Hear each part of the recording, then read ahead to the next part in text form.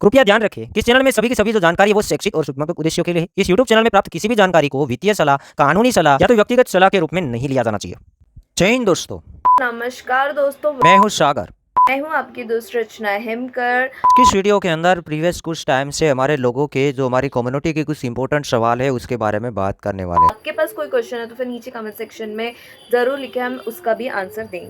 Mohammad खालिर N जो कि पूछ रहा है, आप बताओ सबसे बेस्ट एक्सचेंज कौन सा है। के आंसर के अंदर ये आता है कि आप अगर एक्सचेंज के बारे में देखेंगे तो क्रिप्टो मार्केट के अंदर जितने भी क्रिप्टो एक्सचेंजेस है सभी के सभी एक्सचेंजेस रिस्की है। जैसे कि ट्रेडिंग करने के लिए अगर आपके पास फंड्स ज़्यादा है तो मल्टीपल एक्सचेंज का यूज़ करना चाहिए, एक एक्सचेंज के अंदर नहीं रहना चाहिए। जो कि आप सेफ की बात करेंगे तो अभी वर्ल्ड का जो लार्जेस्ट एक्सचेंज कहा जाता है वो बाइनेंस है। ऐसे पहले 2022 की बात करेंगे तो वर्ल्ड का सेकंड नंबर का लार्जेस्ट एक्सचेंज FTX भी हुआ करता था, वो कोलैप्स हो चुका है। तो यहाँ पर कोई भी एक्सचेंज के लिए कुछ भी गारंटी नहीं है, तो मल्टीपल एक्सचेंज का यूज़ करना चाहिए। बट थोड़ा आप ज़्यादा सेफ रहना चाहो तो आप ट्रस्ट वॉलेट, मेटामास्क जैसे सॉफ्टवेयर वॉलेट या तो फिर हार्डवेयर वॉलेट का यूज़ कर सकते हैं। सेकेंड क्वेश्चन है वो है रवि ठाकुर जी की तरफ से, जो कि पूछते हैं सर बाइनेंस से निकल जाए क्या। अब मैं बाइनेंस की बात करूंगा तो यहाँ पर अभी गवर्नमेंट की तरफ से अनाउंसमेंट आ चुका है, नोटिस जारी हुआ था कि 9 जितने जो एक्सचेंजेस है उसके URL ब्लॉक होने वाले हैं, जो कि अभी तक हुए नहीं। अब यहाँ पर हम कह नहीं सकते कि इसके URL कब तक ब्लॉक हो सकते हैं। तो अभी अगर आप थोड़ा सेफ साइड देखना चाहो, अगर रिस्क लेना ना चाहो तो आप बाइनेंस से ट्रांसफ़र हो सकते हैं। जो गवर्नमेंट के लिस्ट में एक्सचेंज नहीं है वो एक्सचेंज के अंदर ट्रांसफ़र हो सकते हैं। जो कि सेंट्रलाइज एक्सचेंज के अंदर बात करेंगे तो बाइबिट, बिंगेक्स, बिटगेट, जो सभी एक्सचेंज गवर्नमेंट के लिस्ट के अंदर नहीं है। और हम ये नहीं कह सकते कि ये कभी भी गवर्नमेंट के लिस्ट में नहीं आएंगे, वो एक्सचेंज भी लिस्ट के अंदर आ सकते हैं, बट अभी उसमें कोई डरने वाली बात नहीं है। और आज का थर्ड क्वेश्चन है वो है वीरेन की तरफ से, जो कि पूछ रहे हैं इंडियन गवर्नमेंट हम लोग भी जीना चाहते हैं और जीने के लिए पैसा चाहिए, तो कोई तो सोर्स रहने दो यार हमारे पास भी। हम टैक्स से नहीं भागना चाहते पर इंडियन एक्सचेंज पर लिक्विडिटी ही नहीं है, तो क्या करें। URL ब्लॉक करना कोई समाधान नहीं है। तो वीरेन जी, आपकी बात सही है, जो कि आपका कहने का मतलब भी सही है कि यहाँ पर जो इंडियन कम्युनिटी है उसके लिए कुछ कमाने के लिए सोर्स होना चाहिए। जो कि क्रिप्टो की बात करेंगे, अभी शुरुआत है, अर्ली है, इसके अंदर अर्ली यूज़र जो बन रहे हैं अच्छा खासा प्रॉफिट बना रहे हैं, जो ध्यान देके काम कर रहे हैं। और आप कहने की जो बात दूसरी है वो भी सही है कि इंडियन एक्सचेंजों के अंदर लिक्विडिटी नहीं है, उसके अंदर ये मान के चलिए कि फिलहाल अगर लिक्विडिटी नहीं मिलता तो ट्रेडिंग करना में भी बेकार है, वहाँ पर आप होल्डिंग कर सकते हैं। तो इसका समाधान एक्सचेंज को ब्लॉक करना नहीं है, यहाँ पर कुछ और करना चाहिए, जो कि आपका कहने का मतलब सही है। बट देखते आने वाले टाइम के अंदर क्या अपडेट निकल के आता है, क्या इंटरनेशनल एक्सचेंज भी गवर्नमेंट के पास रजिस्टर होते हैं या नहीं होते हैं। तो भी देखेंगे कि कुछ ना कुछ रास्ता क्रिप्टो के अंदर मिल जाएंगे, क्योंकि इसके अंदर मल्टीपल ऑप्शन है जो अवेलेबल है। वॉलेट के अंदर से भी ट्रेडिंग होता है, डेक्स का यूज़ कर सकते हैं, साथ ही देखेंगे सेंट्रलाइज एक्सचेंज का भी यूज़ कर सकते हैं। काफ़ी सारे ऑप्शन है यहाँ पर, काफ़ी अच्छे अच्छे मतलब बड़े बड़े लोग इस सिस्टम को आगे बढ़ा रहे हैं। यहाँ पर बड़े बड़े इंजीनियर, सॉफ्टवेयर इंजीनियर, जो कि काफ़ी हद तक उसके पास दिमाग है।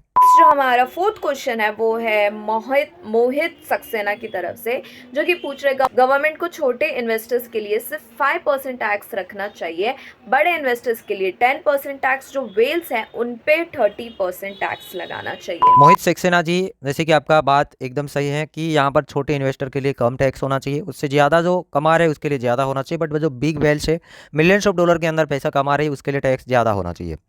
तो स्टॉक मार्केट के अंदर ऐसे रूल्स होते हैं, बट क्रिप्टो के अंदर नहीं है। क्रिप्टो के अंदर यहाँ पर आप लॉस को सेटअप भी नहीं कर सकते हैं, काफ़ी अभी प्रॉब्लम है। बट मैं भी आने वाले टाइम के अंदर चेंजेस हो, यहाँ पर यही सभी इन्वेस्टर चाहते हैं कि जो छोटे इन्वेस्टर है, छोटे छोटे पैसे से ट्रेडिंग कर रहे हैं, उससे टैक्स कम होना चाहिए। स्लैब के मुताबिक होगा तो मे भी सही रहेगा। नेक्स्ट जो क्वेश्चन है वो है @users ZR5 Mr. 8 KE8R की तरफ से, जो कि पूछ रहे हैं जब मार्केट लॉस में थी तो गवर्नमेंट सो रही थी, जैसे ही लोगों ने कुछ कमाना शुरू किया जाग खड़ी हुई। यूजर GR5MR8KERR जो यूज़र आईडी है कि गवर्नमेंट जब मार्केट डाउन था तब सो रही थी, मतलब मार्केट डाउन था तब कोई भी बातें नहीं आ रही थी, और अभी मार्केट थोड़ा सा ग्रीन हुआ और गवर्नमेंट जाग के आ गई, ऐसा कुछ कहने का मतलब है।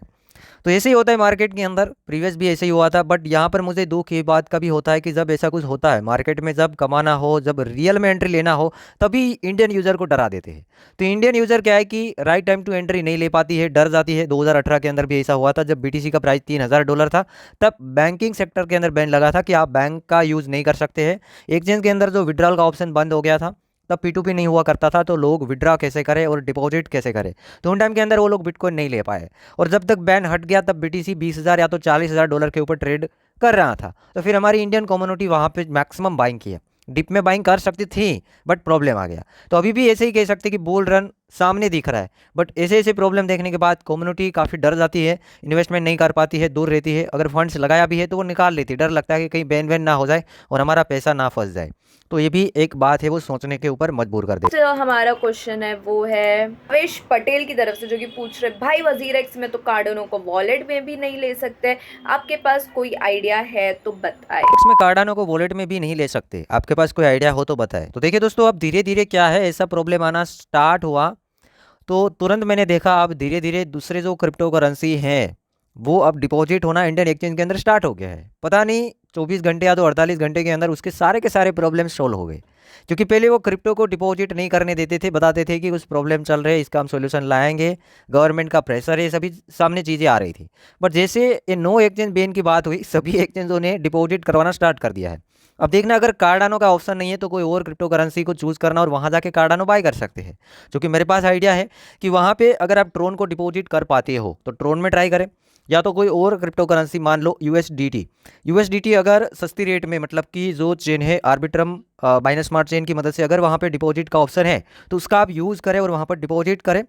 यहाँ पर आप इंटरनेशनल एक्सचेंज में पहले कार्डानो को सेल करें, जो भी आपको मिलता है उसको उधर विड्रॉ करें और फिर वहाँ जाके वापस कार्डानो को बाय करें। ये इसका डायरेक्टली ऑप्शन है, या तो कार्डानो डायरेक्ट डिपॉजिट हो रहा है तो कर सकते हैं, और या तो फिर आप प्राइवेट वॉलेट के अंदर भी ट्रांसफर हो सकते हैं। हमारा आज का सेकंड लास्ट क्वेश्चन है वो है चंद्रजीत मौर्य की तरफ से, जो कि पूछ रहे डरने की कोई बात नहीं है, जो प्रपोजल है अभी कुछ होने वाला नहीं, ये सभी एक्सचेंज इंडियन रूल के हिसाब से रजिस्ट्रेशन कर लेंगे, मामला सब ठंडा हो जाएगा। इंडियन गवर्नमेंट को कुछ पैसे कमाना है, इसलिए वो चाहते हैं कि इंटरनेशनल एक्सचेंजेस इंडिया में रजिस्टर करे और वो भी हो जाएगा। चंद्रजीत मौर्य जी का कहना है कि अभी डरने की बात नहीं है, ये सभी जो प्रपोजल है अभी जस्ट, और ये सभी इंडियन रूल्स के हिसाब से रजिस्ट्रेशन कर लेंगे, मामला ठंडा हो जाएगा, जो कि थोड़ा टाइम लगेगा।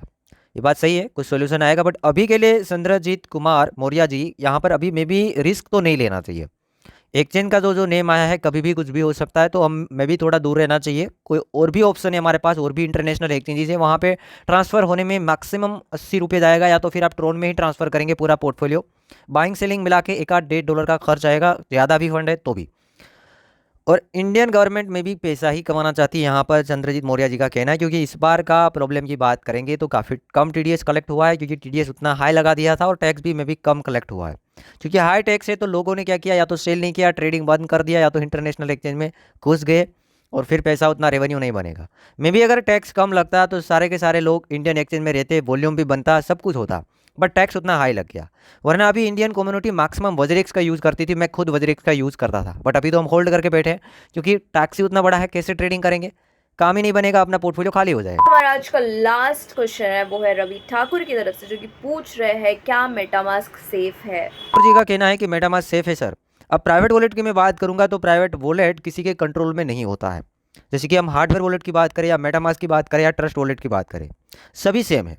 अब यहाँ पे ये मायने रहता है कि आप अपना की को कितना संभाल के रखते हैं। अगर की खो देंगे तो आपका पूरा का पूरा पोर्टफोलियो लूज हो जाएगा, या तो की कहीं चोरी हो गया, गलती से कहीं आपने लगा दिया, कोई गलत वेबसाइट खोल लिया तो प्रॉब्लम हो सकता है।